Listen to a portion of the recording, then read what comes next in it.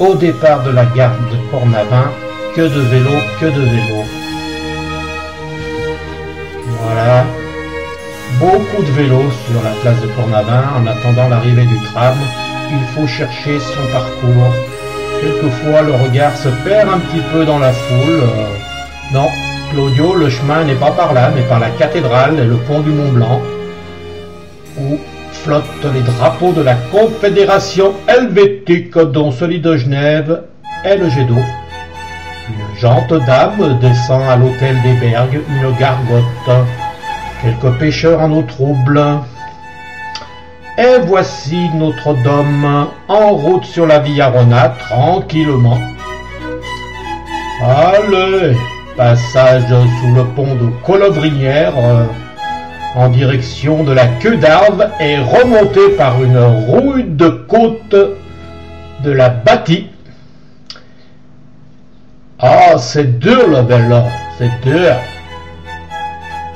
Ça viendra. Et par la banlieue de Genève, non, on n'est pas à Chancy encore ici, on est à Lancy, puis Aunay. Nous sommes déjà dans la banlieue riche, arrivés à Confignon, Saint-Julien-Genevois dans le fond, le Salève et la Haute-Savoie. La campagne est bien verte. Ah, la côte est dure, Claudio. Tu faisais le mariole tout à l'heure. Ah, tu souffles là, hein? Arrivé à Confignon, par-dessous l'église. La poste de Confignon, dans une ancienne ferme. Bernay, limité à 40 en Suisse, très souvent. Les travaux à Bernay limitent un petit peu la visibilité du balisage.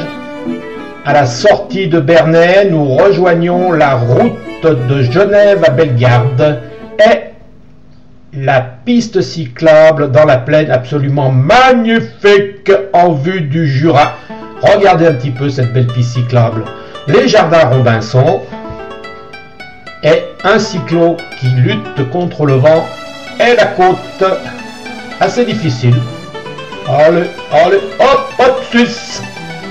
Une jante cavalière passe sans même me regarder. Voilà, Dandine du Croupion. Salut ma belle. Arrivé à Erlaville, un joli village de la banlieue genevoise, qui a su garder le charme discret de la bourgeoisie de la Confédération suisse. Magnifique maison. Très peu de construction dans ces villages. Erlaville-la-Plaine, où sont brûlées les ordures ménagères pour produire de la chaleur. Épandage Chanel, absolument odorant. Et le barrage de Verbois, réserve naturelle, où de nombreux canards viennent canner. Le barrage de Verbois, premier barrage depuis Genève, et l'usine de la Plaine. Voilà, nous optons pour la Via Rona option VTT en direction de la réserve naturelle de l'Amondon.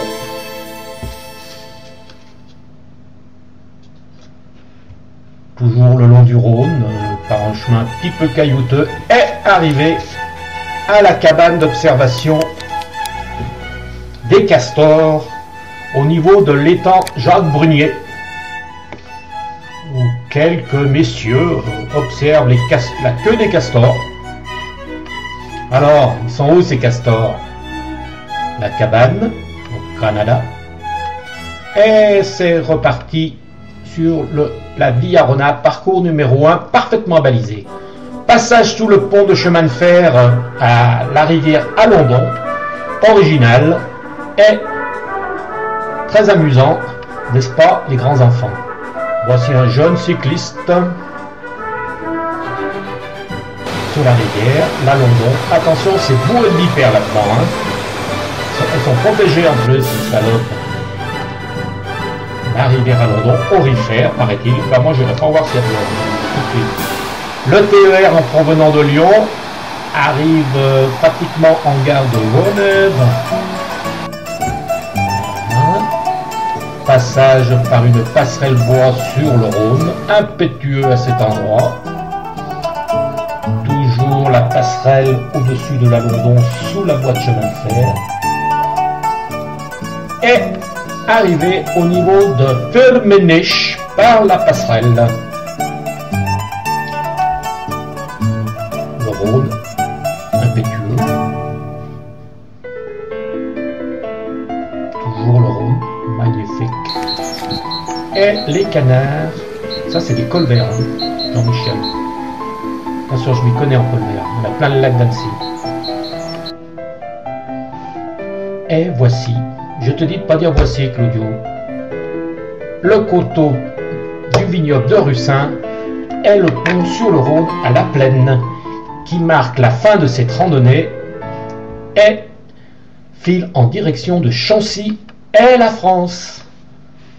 Merci de votre attention.